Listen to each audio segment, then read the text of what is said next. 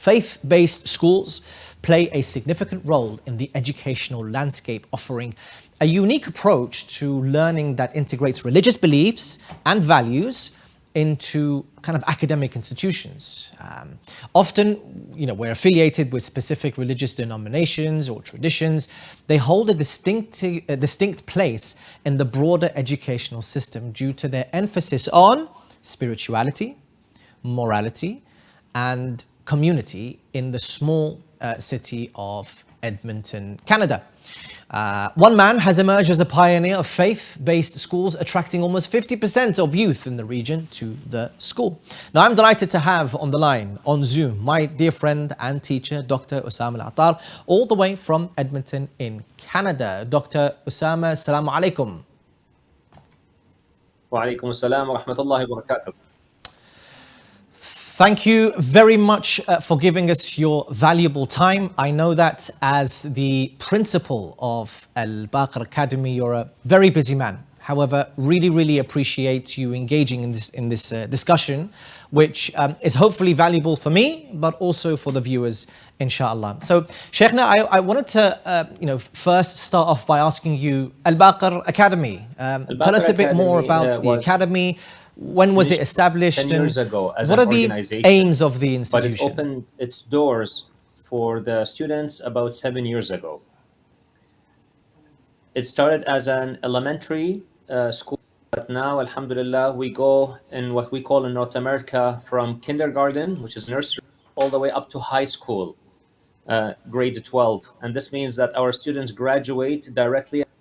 And alhamdulillah, we've had several graduates who've graduated and have gone to university right now. The aims of Al-Baqir Academy is to educate students in the best academic standards while making them proud of their Shi'i identity. So maintaining the Shi'i religious identity as well. So we're trying to basically have the best of both worlds, and we're accomplishing by having certified teachers, professionally certified teachers who are teaching our grades, alhamdulillah, as well as having myself, I'm the principal right now.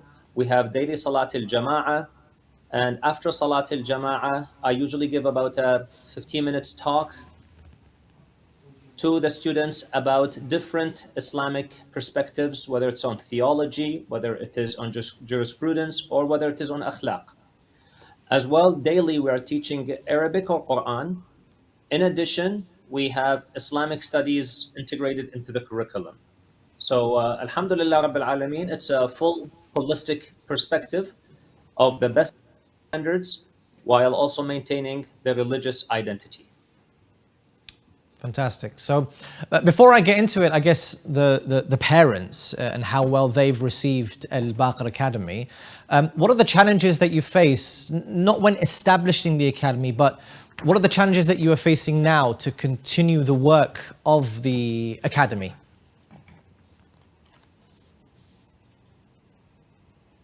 So financial challenges are always there. So we're a charitable organization. So we're always in the process of raising funds, support our families and support our communities. The second challenge we're having right now is finding a permanent place. So right now, alhamdulillah, we've had a significant growth in our student population. We've increased by almost 100% since we've since about 2 years ago. MashaAllah. So this growth, alhamdulillah, comes, of course, with the need for more space. And so that's one additional challenge that we're facing right now is looking for a permanent place that we can call home, either purchasing a piece of land that we can build or finding a property that we can renovate and make it a school. So these are a couple of the challenges that we're facing at this point. Thank you. Okay, brilliant. I mean, so what are the overall view of the parents then of Al-Baqir Academy? Our parent community has been very receptive of Al-Baqir Academy. Just to give you some context here, Mullah, the Shi'i community in Edmonton, Alberta is quite small. We have 6 Shi'i centers in Edmonton, and each one gets around 250, 300 people on the day of Ashura. So you can see that, the total religious community is about maybe 2,000 people, give or take. And so if we double that and say there's an additional 2,000 people in there, so we're talking about the entire Shia community in Edmonton, Alberta, being from about 4 to 5,000, give or Right. take, Right. approximately. And of Right. course, Right. this is not statistical. This is just very rough estimates. Yeah. Out of this, alhamdulillah, we have about 30 to 40% of the school age student population of the Shia community at Al Baqir Academy. Wow. So we have about 175 students this year. And alhamdulillah, we have a waiting list of about an additional tens of people. So Yeah. if we were to admit them all, I would say we would be having approximately 50% of the student age population of the Shia community in Edmonton at Al Baqir Academy, which is quite a significant, alhamdulillah, achievement. Alhamdulillah, it is brilliant. So, Sheikh, now onto a more general or kind of a general topic. When it comes to faith-based schools, which I'm assuming Al Baqir Academy titles itself Yes. under, yep, right. So, in the current RSC climate, and not to get into the details, you know what I'm talking about. How important are faith-based schools, not just in your area, but in Canada overall? Mullah, I'll take you back 20 years ago. Yeah. Around 20 years ago, France banned wearing the hijab in public schools for the girls. Wow. And at that time, I was actually talking to many community leader members of the importance of initiating religious faith-based schools, Shia-based schools. Yeah. Because at that time, I remember people were taking their daughters from the public system and trying to turn to the faith-based schools, which were Yeah. exempt from this policy. Yeah. However, there were not enough. So I said to the community leaders, it is just a matter of time before we will feel heat, regardless of where we are in the world. Yeah. And long and behold, years ago, most schools in the world are introducing different ideologies, Yeah. and some of the faith-based communities are feeling that we need to advance on our faith-based schooling and look after the faith of our children. Yeah. So we're a few years behind, but they say better late than never. So I think it's extremely important to initiate faith-based schools Right. and have them be the best. And this is not something that's impossible. By hiring certified teachers, professional teachers, Yeah. by introducing strict religious standards, and teaching and educating students about the faith, as well as high academic standards, you can achieve this. Yeah. And that's, alhamdulillah, what I'm trying to encourage our Shia community worldwide to pursue. Absolutely. So some may argue, Sheikhna, that faith-based schools may prioritize religious teachings over more comprehensive, what they would call evidence-based RSE, potentially limiting students' access to information and promoting a particular set of beliefs. What do you say to this, Sheikhna?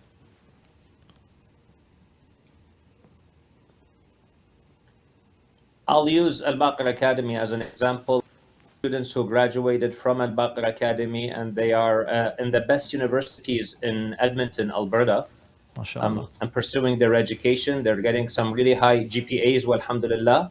Yeah. So they're not alienated from the rest of the community, Okay. nor are they isolated. Rather, they're integrated into this community.